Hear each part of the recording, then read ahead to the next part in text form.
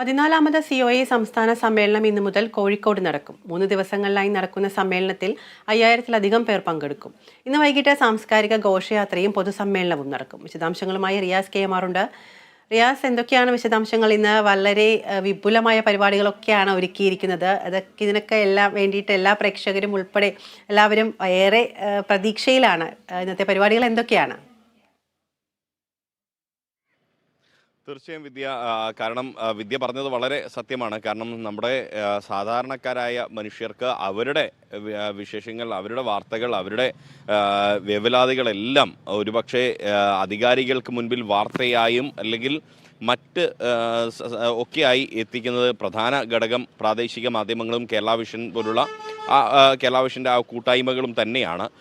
അതുകൊണ്ട് അത് ജനങ്ങളുമായി അത്രയധികം അടുത്ത് നിൽക്കുന്നവരാണ് കേബിൾ TV ഓപ്പറേറ്റർമാർ എന്ന് പറയുന്നത്. ആ കേബിൾ TV ഓപ്പറേറ്റേഴ്സ് അസോസിയേഷൻ്റെ 14ാമത് സംസ്ഥാന സമ്മേളനമാണ് ഇന്നു മുതൽ കോഴിക്കോട് തുടങ്ങുന്നത്. ഇനിയുള്ള 3 ദിവസങ്ങളിൽ കോഴിക്കോട് വിവിധ പരിപാടികളോടുകൂടി സമ്മേളനം നടക്കും. ഇന്ന് വൈകിട്ട് 3:30 ക്രിസ്ത്യൻ കോളേജ് ഗ്രൗണ്ടിൽ നിന്നും സാംസ്കാരിക ഘോഷയാത്രയോടുകൂടിയാണ് ഈ സമ്മേളനത്തിൻ്റെ ഒരു പരിപാടി അങ്ങനെ തന്നെ തുടങ്ങുക.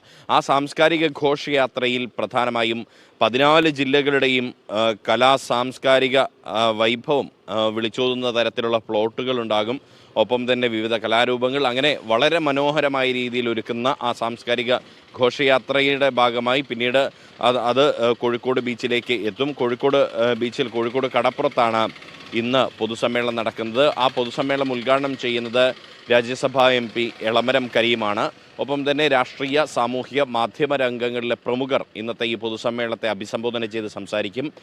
മറ്റൊരു കാര്യം എടുത്തു പറയേണ്ടത്, ഈ കേരളത്തിലെ ചെറുകിട കേബിൾ TV രംഗത്തുള്ള 5000-ലധികം വരുന്ന ഓപ്പറേറ്റർമാർ അവർ ഇന്ന് പൊതുസമ്മേളനത്തിൻ്റെ ഭാഗമാകും. ഈ സമ്മേളനത്തിൻ്റെ ഭാഗമായി ഉണ്ടാകുമെന്നുള്ളതാണ്.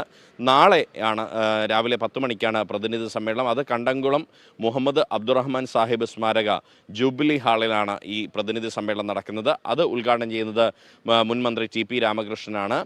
ആ പ്രതിനിധി സമ്മേളനത്തിൽ 350ഓളം പ്രതിനിധികളാണ് സംബന്ധിക്കുക. ഇന്നത്തെ ഈ സമ്മേളനത്തിൽ 5000-ലധികം പേർ പങ്കെടുക്കും. ഇന്നത്തെ സമ്മേളനത്തിന് ശേഷം രാഗമഞ്ജരി, അതായത് നമുക്കറിയാം മലയാളത്തിൻ്റെ പ്രിയപ്പെട്ട ഗായിക മഞ്ജരി ചലച്ചിത്ര പിന്നണി ഗാനരംഗത്തേക്ക് വന്നിട്ട് 20 വർഷം പിന്നിടുകയാണ്.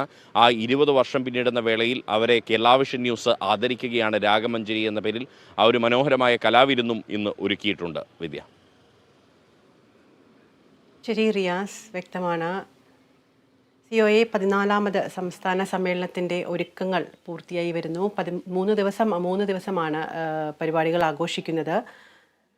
വിവരങ്ങളുമായി ചേർന്നത് കോഴിക്കോട് നിന്നും റിയാസ് KM ആണ്.